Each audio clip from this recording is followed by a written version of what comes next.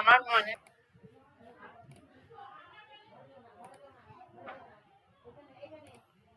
দেখো এই কোয়েশ্চেনটা কি বলছে, cost price of all three articles is 1300 together. Article A is marked up by, মানে কস্ট প্রাইস তিনটে আর্টিকেল আছে, তাদের তিনজনের টোটাল কস্ট প্রাইস হচ্ছে 1300 টাকা। Article A is marked up by 60%, while article C is marked up by 50%। তাহলে article এর cost price, let article এর কস্ট প্রাইস হচ্ছে তোমার সিপি অফ এ ধরলাম হচ্ছে 100 এ,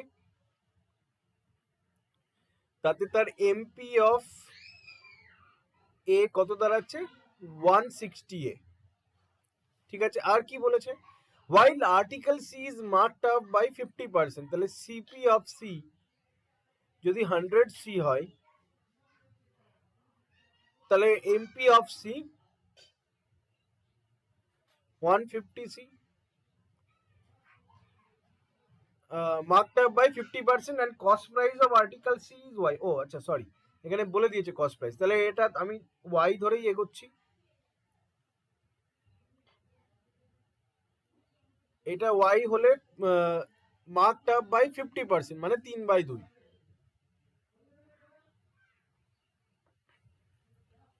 find the value of 3y। ঠিক আছে, এবার কি বলেছে স্টেটমেন্ট 1 কি বলেছে, profit earned on article A is ₹60 and selling price of C is 66.66% at that of B। আচ্ছা, profit earn on article A is 60। আচ্ছা, এখানে প্রফিট আর্ন বলেছে, তাহলে এখানে কস্ট প্রাইস বলেছে, মার্ক প্রাইস বলেছে, উল্লেখ করে মার্ক প্রাইস বলেছে, তাহলে এখানে নিশ্চয়ই সেলিং প্রাইস আর ডিসকাউন্টেরও উল্লেখ থাকা উচিত, কিন্তু এখানে কিছু উল্লেখ করেনি। তার জন্য এখনই আমি এই স্টেটমেন্টটা দিয়ে একা কিছু করতে পারছি না। আর কি করতে পারছি, স্টেটমেন্ট 2 তে দেখো, discount of ₹180 is given on B. 180 টাকা ডিসকাউন্ট দেওয়া হয়েছে বি এর উপরে, and cost price of A 166, 2/3%। 166 2/3 কে তুমি এইভাবেও লিখতে পারো, 100 প্লাস 66 পূর্ণ 2/3। এখান থেকে তুমি বলতে পারো 1 প্লাস 2/3, এখান থেকে তুমি বলতে পারো 5/3।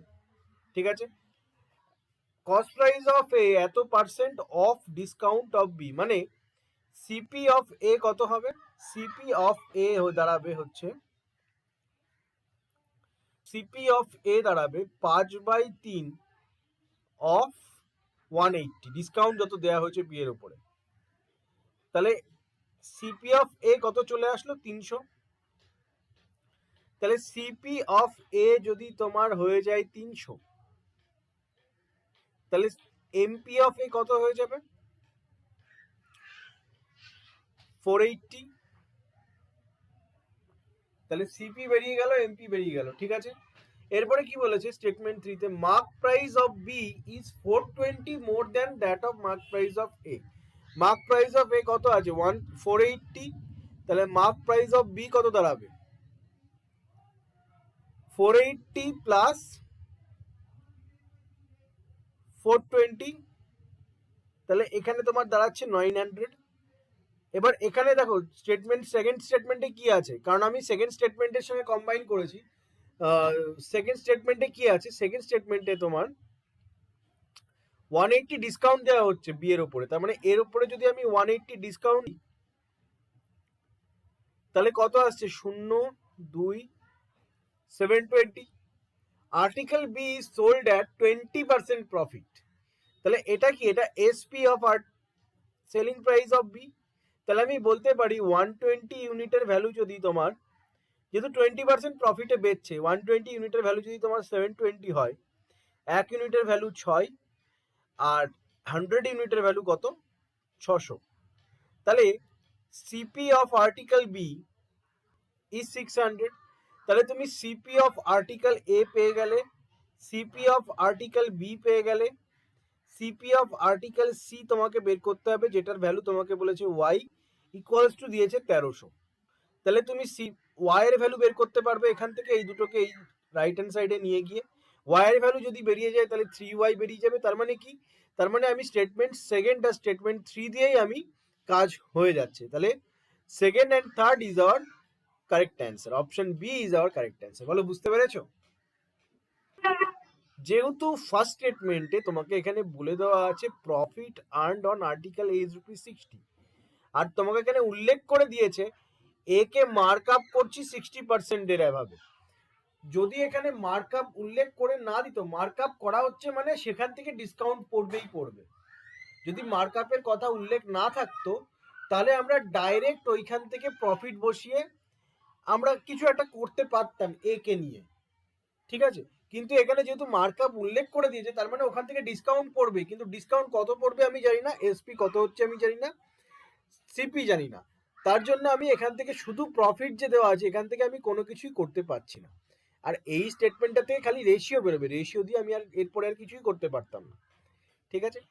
তার জন্য আমরা সেকেন্ড অ্যান্ড থার্ড দিয়ে দেখলাম, ওখান দিয়ে হয়ে গেল আমাদের। বুঝতে পেরেছো?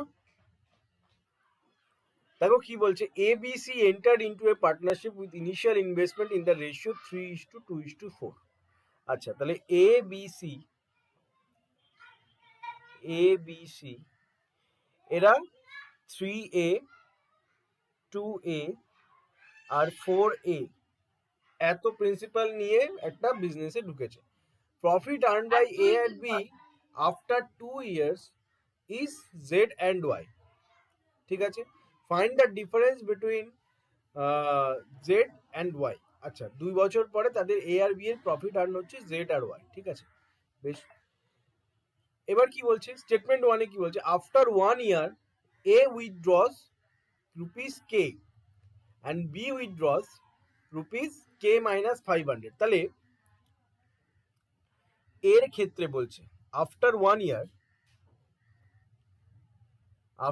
ইয়ার মানে 3A রুপিস 1 বছর খেটেছে plus 3A minus K rupees 1 বছর খাটবে। এবার বি এর ক্ষেত্রে কি বলছে, বি এর ক্ষেত্রে বলছে বি উইথড্রস K মাইনাস 500। তাহলে 2A রুপিস 1 বছর খেটেছে plus 2A minus K plus 500,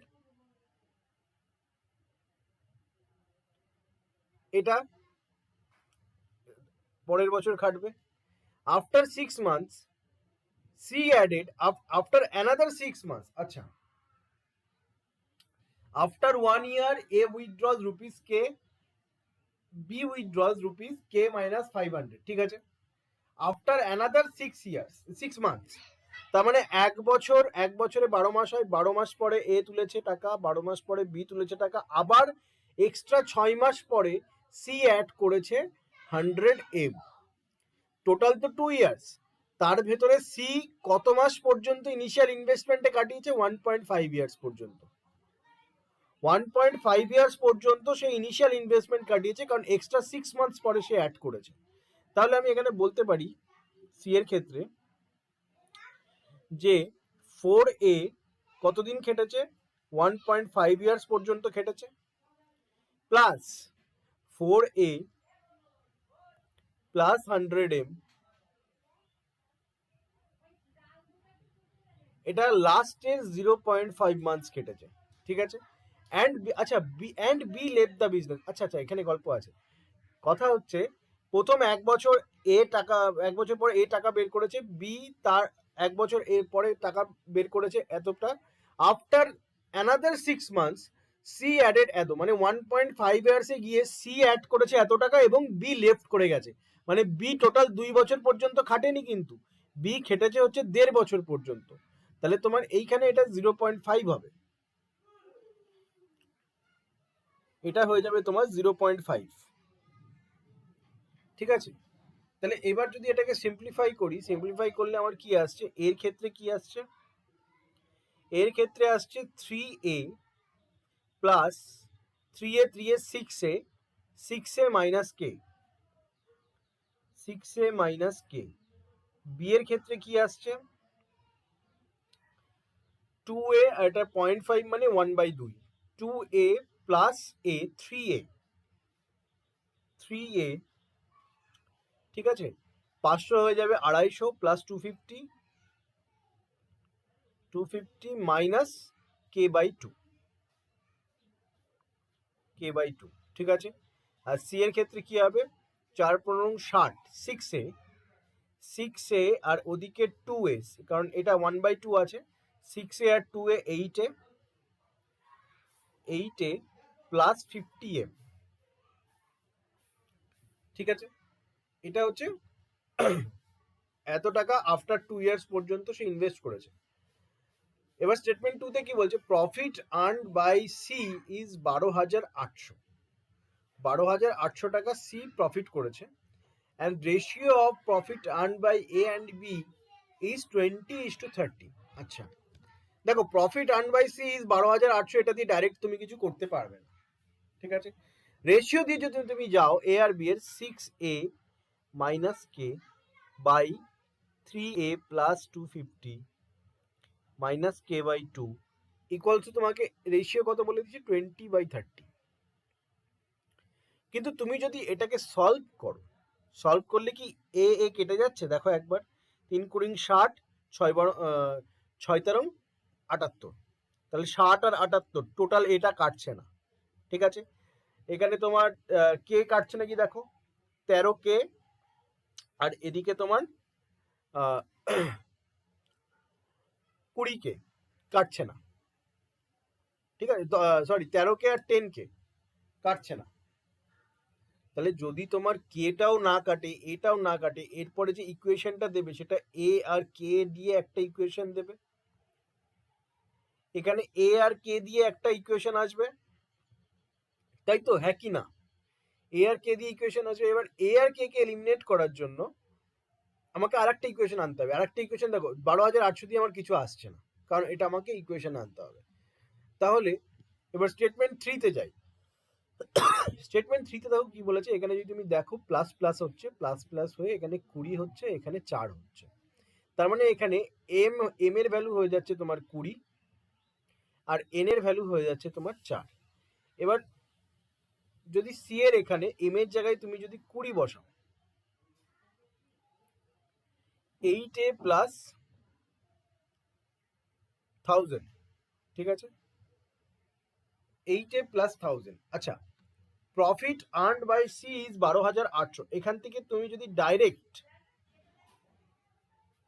profit earn by C is 12,800, এইটা ইকুইভ্যালেন্ট টু যদি তুমি 12,800 করো, তাহলে কি হচ্ছে দেখা যাক।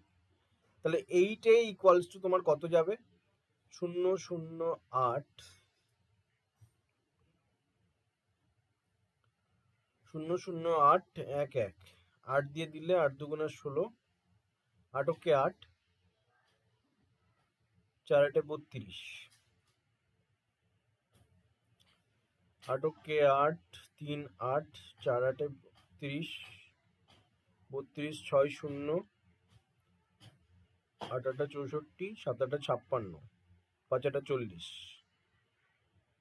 তাহলে এর ভ্যালু কত হয়ে যাচ্ছে, 1475, তাই তো,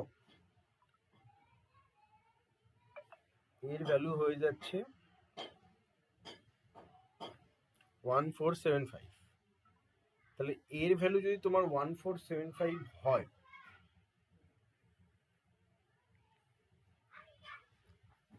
কিন্তু সমস্যা হচ্ছে কি বলতো, সমস্যা হচ্ছে তুমি এখানে ডাইরেক্ট প্লাস মাইনাস করতে পারবে না। কেন করতে পারবে না, কারণ এটা ইকুইভ্যালেন্ট করছো, ইকুইভ্যালেন্ট করলে ডাইরেক্ট গুণ হবে কি ভাগ হবে, তুমি প্লাস মাইনাস করতে পারবে না, এটা ইকুয়েশন না, এটা তুমি ইকুইভ্যালেন্ট করছো, এখানে তুমি ডাইরেক্ট প্লাস মাইনাস করতে পারবে না, কারণ এটা রেশিওতে ছিল, রেশিওর থেকে তুমি ইকুইভ্যালেন্ট করছো, এটা রেশিওতেই আছে, এটা তুমি প্লাস মাইনাস করতে পারবে না, কারণ এখানে আমি কমা দিয়েছি, কমা দেওয়াটা ঠিক হয়নি, এটা অ্যাকচুয়ালি তোমার রেশিও, কারণ এটা ইনভেস্টমেন্ট, এটা রেশিওতে আছে, তার জন্য আমি এটাকে রেশিওতে লিখতে পারলাম, কিন্তু এইখানে তুমি এটাকে ইকুইভ্যালেন্ট করতে পারবে না, ইকুইভ্যালেন্ট করতে গেলে তো আমাকে পুরো বের করতে হবে জিনিসটাকে, তোমাকে ইকুইভ্যালেন্ট তুমি এখানে করতেই পারবে না, ঠিক আছে। তাহলে এম এর ভ্যালু দিয়ে আমি কোনো কাজ পাচ্ছি না, তার মানে আমাকে এখানে দুটো ভ্যারিয়েবল আছে, এক দুটো ভ্যারিয়েবল আছে আর আমি একটা ইকুয়েশন পাচ্ছি, আমাকে আর একটা ইকুয়েশন ফর্ম করতে কিছুতেই পাচ্ছি না। তার মানে কি? তার মানে আমি কোনো স্টেটমেন্ট দিয়েই কোনো কনক্লুশনে যেতে পারছি না, তাহলে none of this is our answer. বলো, বুঝতে পেরেছো? দেখো এই কোয়েশ্চেনটাতে একটা জায়গায় চেঞ্জ করতে হবে, এটা কার্ভড সারফেস এরিয়া হবে না, এটা হয়ে যাবে total base area. Total base area, ঠিক আছে? এটা দেখো, a solid cylinder is melted and recast into 9 hemispherical balls of radius z minus 3 এত centimetre, find the area of square of side z centimetre. ঠিক আছে, এবার আমি তোমাদের বলেছিলাম যে যখন একটা পদার্থকে গলিয়ে আর একটা পদার্থ বা অনেকগুলো পদার্থ তৈরি করা হয়, সেই ক্ষেত্রে তোমার ভলিউম সবসময় কনস্ট্যান্ট থাকে, টোটাল ভলিউম কখনো চেঞ্জ হবে না, total volume always will be constant. ঠিক আছে, তাহলে সিলিন্ডারের প্রথম কথা ভলিউম কি? সিলিন্ডারের ভলিউম কি হবে বলো? পাই আর স্কোয়ার এইচ, পাই আর স্কোয়ার এইচ, যেটাকে গলিয়ে আমি 9টা হেমিস্ফেরিক্যাল, স্ফেরিক্যাল বলের ভলিউম কি? 4/3 পাই আর কিউ, তাহলে হেমিস্ফেরিক্যালে কত হবে? 2/3 পাই আর কিউ। ঠিক আছে, 2/3 পাই আর কিউ। ঠিক আছে, অফ রেডিয়াস, আচ্ছা জেড মাইনাস থ্রিটাকে আমি পরে কনসিডার করছি। ঠিক আছে, তাহলে এখান থেকে আমি কি পাচ্ছি? দেখো পায়ের ভ্যালু 3 বলে দিয়েছে, 3r square h, 3r square h equals to 6 into 3 into r q, তাহলে 3 কেটে গেল, তাহলে r square h equals to 6r q. ঠিক আছে, এবার কি বলছে স্টেটমেন্ট 1 এ, radius of cylinder m, radius of cylinder is m centimetre, তাহলে সিলিন্ডারের radius r equals to m centimetre and height is n centimetre, height কত বলেছে? N centimetre. ঠিক আছে, স্টেটমেন্ট 2 তে কি বলেছে? Total surface area of cylinder y is y centimetre, total surface area কত? টোটাল, আচ্ছা সিলিন্ডারের টোটাল সারফেস এরিয়া, সিলিন্ডার দেখতে এরকম হয়, টোটাল সারফেস এরিয়া মানে কি? টোটাল সারফেস এরিয়া মানে এই টোটালটার এরিয়া, এই দুটো বেসের এরিয়া প্লাস এই যে কার্ভ সাইডটা, এইটার এরিয়া। যদি দুটো বেসের এরিয়া বাদ দিয়ে শুধু এই কার্ভ সাইডের এরিয়া বলে, তাহলে সেটা হচ্ছে কার্ভ সারফেস এরিয়া। আর টোটাল সারফেস এরিয়া মানে দুটো বেসের এরিয়া, দুটো বেসের area plus curve surface area. Curve surface area কত? 2 পাই আর এইচ, আর দুটো বেসের এরিয়া 2 পাই আর স্কোয়ার। ঠিক আছে, এটা কত বলে দিয়ে? এটা হচ্ছে ওয়াই সেন্টিমিটার স্কোয়ার। ঠিক আছে, আর টোটাল বেস এরিয়া মানে, টোটাল বেস এরিয়া মানে কার্ভ সারফেস এরিয়া না, শুধু বেসটা, শুধু বেসটা, পাই আর স্কোয়ার বেস, তাহলে তোমার এখানে 2 pi r square equals to কত বলেছে? Y minus 2916 centimetre square. ঠিক আছে, তাহলে এবার এখান থেকে আমরা কি করতে পারি? এইখান থেকে আমরা একটা কাজ করতে পারি, আমরা যদি টোটাল সারফেস এরিয়ার থেকে টোটাল বেস এরিয়া বিয়োগ দিয়ে দিই, তাহলে আমার কাছে কি থাকছে? এই দুটো যদি কেটে যায় তাহলে থাকছে 2 পাই আর এইচ ইকুয়ালস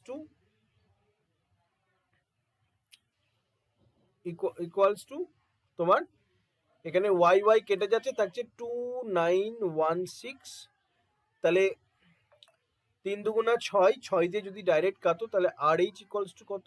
আর এইচ ইকুয়ালস টু 3 6 18, 5 6 30, 4 6 24, 51, 6 8 48, 6 6 36, 486 হচ্ছে আর এইচ এর ভ্যালু। ঠিক আছে, এবার 486 হচ্ছে আর এইচ এর ভ্যালু। আচ্ছা এখানে থার্ড স্টেটমেন্টে আবার কিছু বলেছে, থার্ড স্টেটমেন্টে যাওয়ার আগে আমরা আরেকবার আর এইচ এর ভ্যালু যখন পেয়ে গেছি,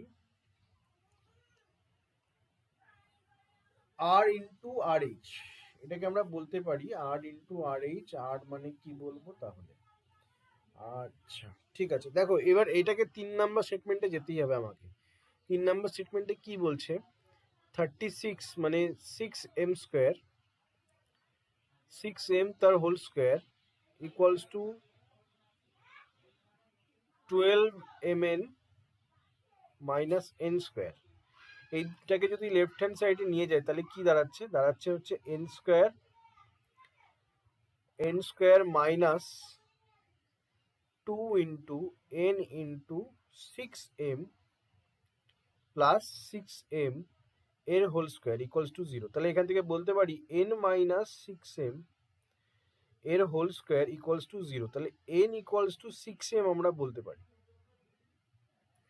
n ইকুয়ালস টু 6m যদি আমরা বলতে পারি তাহলে h equals to n equals to 6m আমরা বলতে পারি। কেন আমরা এটা করলাম, কারণ নাহলে h এর জন্য আমি n বার করতে পারবো না। তাহলে আর h বলেছে, তাহলে h এর জন্য n বার করতে গেলে আমাকে ওটা করতে হবে। তাহলে এবার এখানে আমি কি করতে পারি, এবার এখানে আর এইচ মানে কি দাঁড়ালো, আর এইচ মানে দাঁড়ালো হচ্ছে আর এইচ এর জন্য এখানে এম আর 6mটাকে একসঙ্গে বসিয়ে দাও। 6m বসে 6m স্কোয়ার ইকুয়ালস টু 486। 6 দিয়ে গেল 6টা 48, 6 6, তাহলে এম এর ভ্যালু কত দাঁড়ালো 9। তাহলে এম এর ভ্যালু যদি 9 হয় তাহলে রেডিয়াস যদি তোমার 9 হয় তাহলে হাইট কত, 6 নং 54। ঠিক আছে, সিলিন্ডারের রেডিয়াস আর হাইট বেরিয়ে গেল। তাহলে এবার এই রেডিয়াস আর হাইটের ভ্যালুটা এইখানে বসিয়ে আমি আর এর ভ্যালু পাবো। আর এর ভ্যালু যেটা হবে সেটাই হবে জেড মাইনাস 3 এর ভ্যালু। আর এর ভ্যালু যেটাই হবে সেটাই হবে জেড মাইনাস 3 এর ভ্যালু।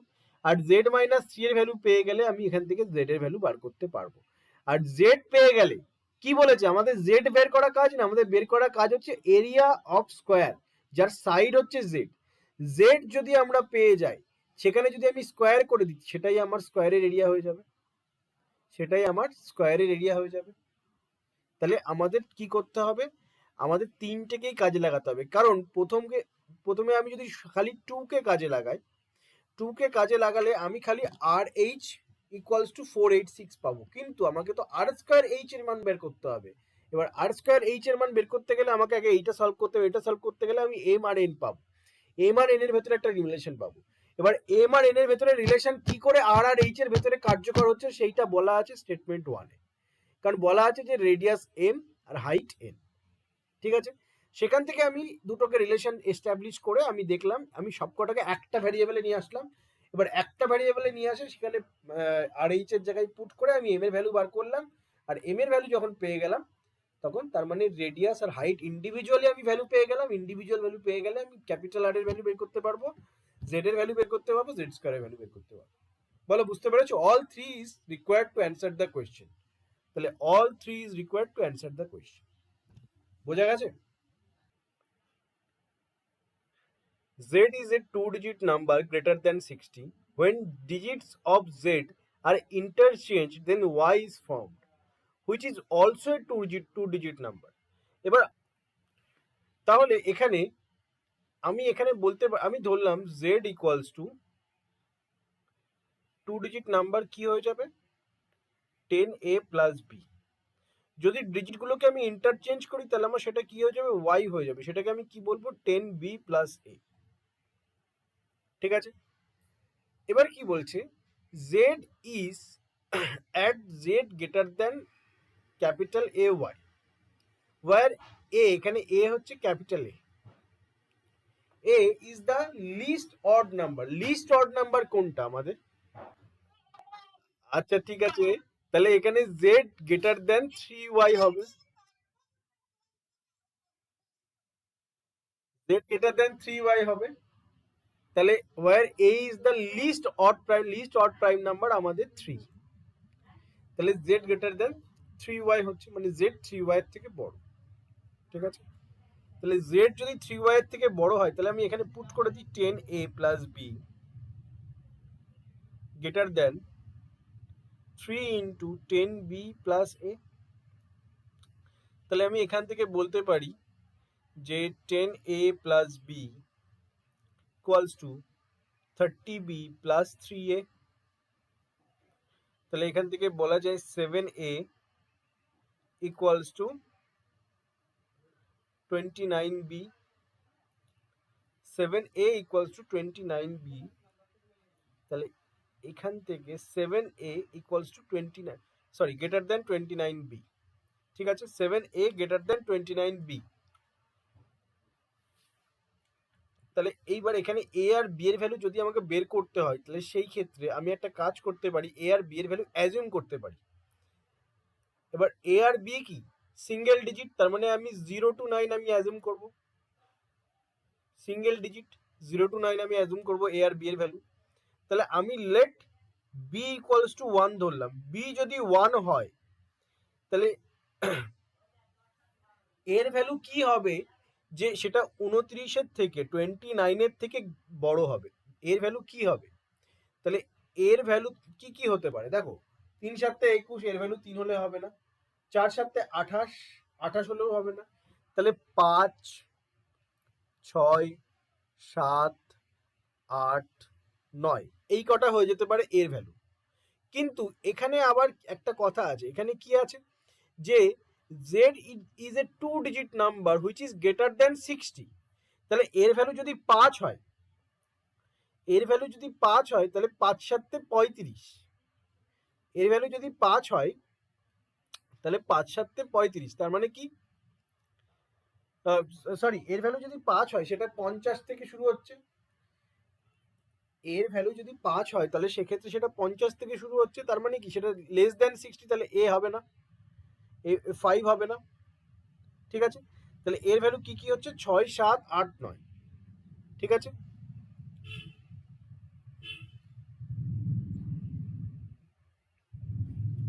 এরপরে কি, এরপরে আমি যদি বি এর ভ্যালু 2 ধরি, বি এর ভ্যালু 2 ধরলে আমার এখানে কত থাকছে 58, 58 এর থেকে বড় এর ভ্যালু কি হতে পারে দেখো, 7 8 56, তাহলে এর ভ্যালু এখানে একটাই হচ্ছে 9, এর ভ্যালু একটা ভ্যালু, এর একটা ভ্যালুই পসিবল যেটা হচ্ছে 9, ঠিক আছে।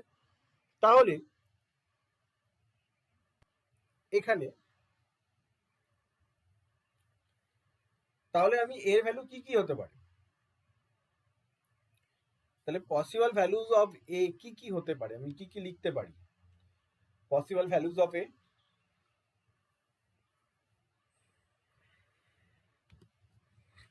পসিবল ভ্যালুজ অফ এ আমরা বলতে পারি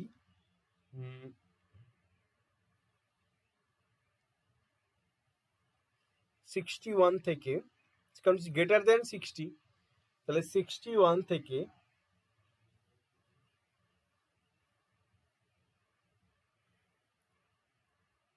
দেখো 10a প্লাস বি, তো 10a প্লাস বি তো এ আর বি এর ভ্যালু, তাহলে সেক্ষেত্রে আমি বলতে পারি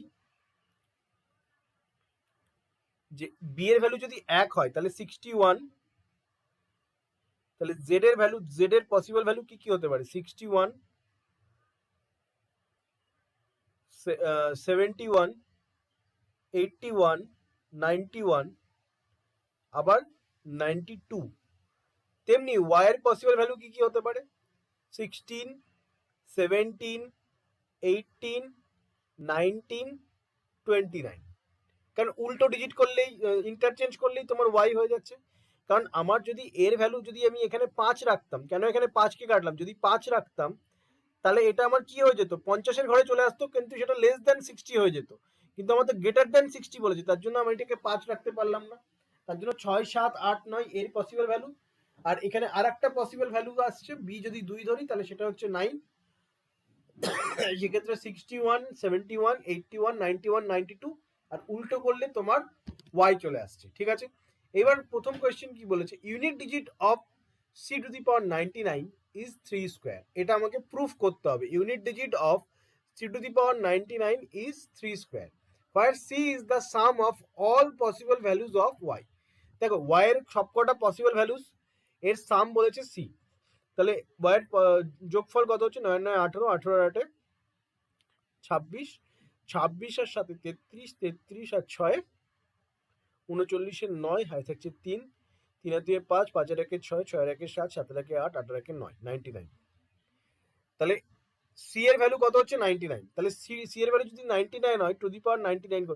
আচ্ছা, 9 এর পাওয়ার যদি অড হয় আর 9 এর পাওয়ার যদি ইভেন হয়, দুটোর একটা ইউনিট ডিজিট দুটো ফিক্স আছে। 9 এর পাওয়ার যদি অড হয়, ইউনিট ডিজিট কি আসবে? 9। 9 এর পাওয়ার যদি ইভেন হয়, ইউনিট ডিজিট কি আসবে? 0। তাহলে 9 এর পাওয়ার এখানে 9 আছে, তাহলে ইউনিট ডিজিট কি আসবে? 9। আর এখানে ইউনিট ডিজিট কি বলেছে? 3 স্কয়ার মানে 9। তার মানে ফার্স্ট কোয়েশ্চেন ইজ ট্রু।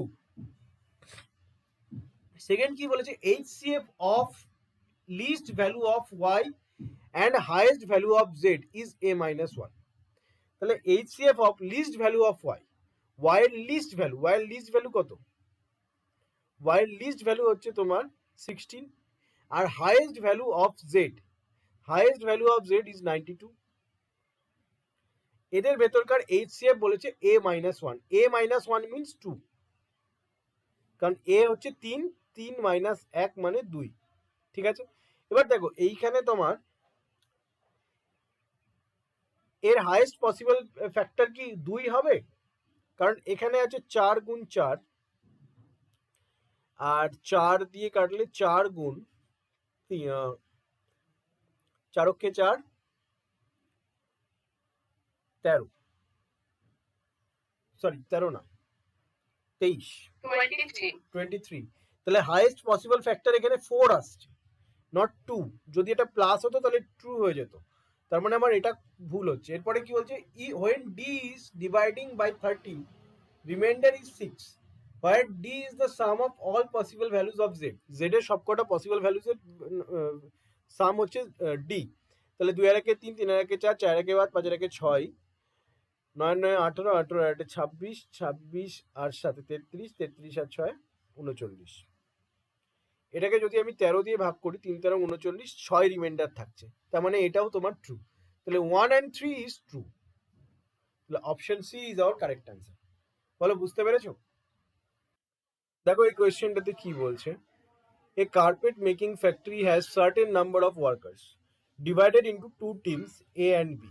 দুটো টিম আছে, একটা এ একটা B. In each team workers are from 2 age group G1 and G2। এতেও G1 আছে, G2 আছে, বিতেও তোমার G1 G2 আছে। ঠিক আছে, the total number of workers in team B is 25। বিতে টোটাল 25 ওয়ার্কার্স আছে, which is 37.5% less than that of team A। 37.5% means 3/8, মানে 8 থেকে 3 কম, মানে 5। 5 ইউনিটের ভ্যালু যদি 25 হয়, তাহলে 1 ইউনিটের ভ্যালু কত? 5। তাহলে 8 ইউনিটের ভ্যালু কত? 40। তার মানে এতে টোটাল নাম্বার অফ ওয়ার্কার্স কত আছে? 40। ঠিক আছে, এবার কি বলছে? Each G1 worker of team A is 66.66% more efficient than G2 workers in the same team। মানে টিম A ওয়ার্কার 66.66% মানে 2/3, মানে এটা যদি 3A এফিসিয়েন্সিতে কাজ করে, এ 5A এফিসিয়েন্সিতে কাজ করবে। ঠিক আছে, এ যদি 3A এফিসিয়েন্সিতে কাজ করে, তাহলে এ 5A এফিসিয়েন্সিতে কাজ করবে। While each G2 worker of team B has the same efficient as that of G1 workers of team A। তাহলে B এর G2 আর এর G1 এর এফিসিয়েন্সি সেম, তাহলে এখানেও তোমার 5A এফিসিয়েন্সিতে তোমার কাজ করছে। ঠিক আছে, the number of workers in team A is Z। total number of কি বলছে? the number of workers in team A is Z। আচ্ছা, 3 G1 workers of team A,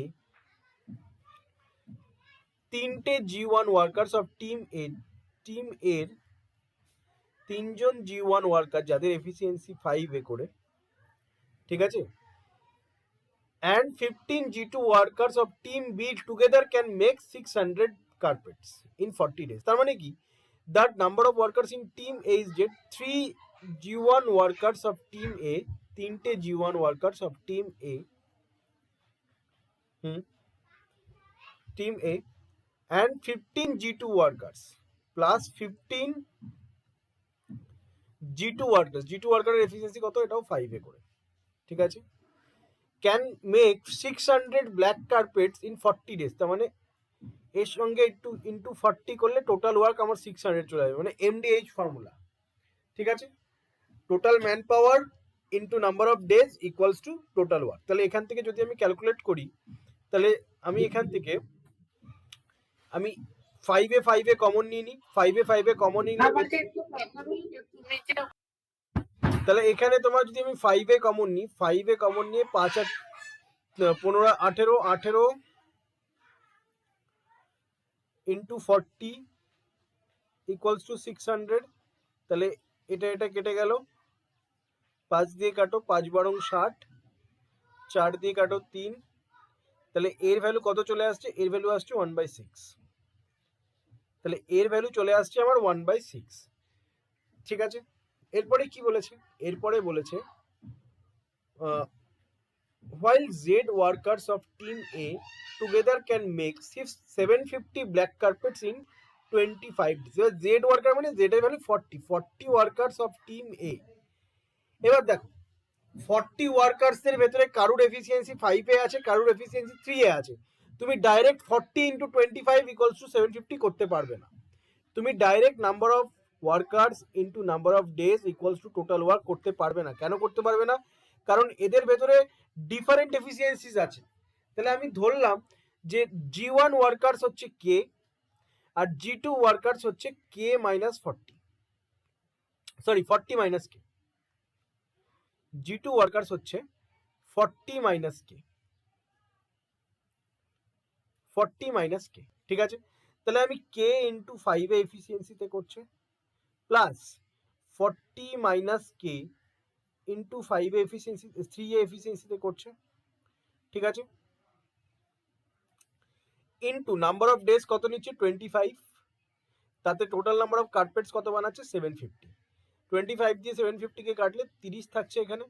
এবার এ কমন নিয়ে নাও, এ কমন নিলে তোমার এখানে 5 কে আর মাইনাস 3 কে থাকছে কত 2 কে, প্লাস 3 120 ইকুয়ালস টু 30, তাহলে এ ইকুয়ালস টু কত 1/6, এই 1/6টা যদি আমি ওইদিকে গুণ করে দিই, তাহলে গুণ করলে তোমার কি থাকছে 2K equals to 180 minus 120 equals to 60, তাহলে কে ইকুয়ালস টু কত 30, কে ইকুয়ালস টু যদি 30 হয়, তার মানে G1 ওয়ার্কার্স কত আছে 30, আর G2 ওয়ার্কার্স হচ্ছে 10,